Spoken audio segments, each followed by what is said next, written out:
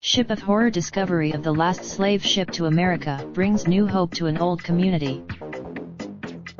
Mobile, Alabama. Like nearly everyone who grew up in Africatown, Felice Harris had heard the origin story of her little Alabama neighborhood, passed around from relative to relative and house to house. It was the story of a group of West Africans carried to Alabama on the last slave ship to reach the United States. After the Civil War, Miss Harris, a retired kindergarten teacher, knew that the story of the ship and its human cargo was well documented by historians, and she told it to her students each year. But last week, all such doubts evaporated.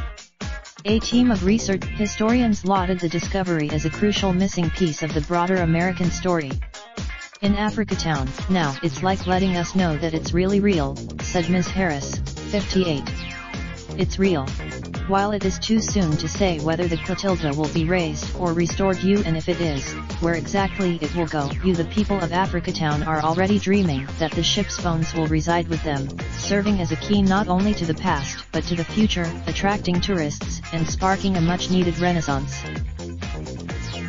We think it could be something like Jamestown, said Joe Womack, 68, referring to the early colonial settlement and tourist draw in Virginia. Jamestown. And the story of the Clotilda's final voyage began with an Alabama plantation and steamboat owner, Timothy Miller. As tensions between the states were high, such smuggling was punishable by hanging. To avoid detection, the captives were men, women, and children from multiple cultures who spoke multiple languages. They had endured they were in a country that was already home to, according to 1860 census figures. In Alabama alone, in recent decades, the community they eventually founded has suffered steep economic decline. Several nearby myths were a food desert, said Cleon Jones, 76, the former New York Mets outfielder who grew up in Africatown and returned in the 1970s after helping lead the team to its storied 1969 World Series victory. He now serves as Mr. Jones said the population has diminished to less than 2,000 from a peak of 12,000 a few decades ago. Lovingly tended, a welcome center was destroyed by Hurricane Katrina. Around the corner, the management and guardianship of what remains of the Clotilda now falls to the state of Alabama. The ship is still Mr. Raines, 49, and the son of Howell Raines, a former executive editor of the New York Times, announced in January 2018 that he may have discovered the Clotilda. He turned out to be Thelma Maven Owens, 66, the director of a community garden in Africatown, put the words of Olden Church song in his ear. There's a bright side somewhere. Don't you stop it. On the water, Mr. Raines headed north, passing the towering cranes at the port of Mobile, and then Africatown, until the river banks teemed with cypress and saw palmetto, as wild as they must have seemed in 1860. An orange buoy was floating near the place where Mr. Raines found a second ship. The one that experts now agree is the Clotilda.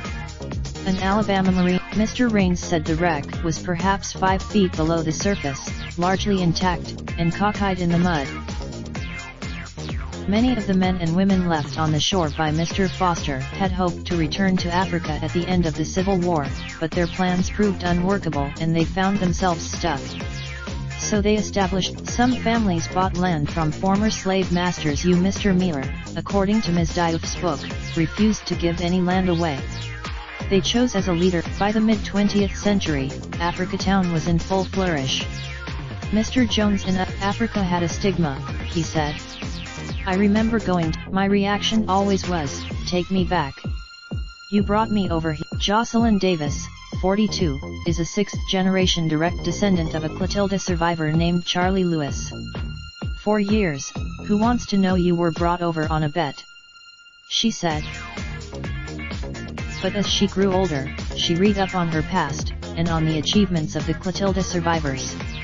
Thriving and strive. These days, the neighborhood is a jumble of pride and hardship and hope, of celebrating the past and wrestling with it. Mr. Womack is a co-founder of an environmental group, and one of numerous Africatown plaintiffs in a lawsuit that accuses International Paper, the operator of the shuttered paper plant, of releasing harmful chemicals into the community. The company has denied. On Thursday afternoon, Ms. Maven Owens, the community garden director, showed the empty lots where the stores used to be, but also the garden, lush in the late spring heat with peas, corn, okra, and sugar cane. She showed a crooked brick chimney, the revered remains of Peter Lee's house. She showed the messy lot where the welcome center used to be. There are plans for, nobody talked about that ship until they found it, she said. Now they probably, Dr. Diouf said in an interview on Saturday that the next chapter for the Clotilda might not be settled for years. But hopefully, this raindrop, drop top smoking, no cooking the hot pot. Fucking on your bitch, yeah, that. Looking up, open the park pot.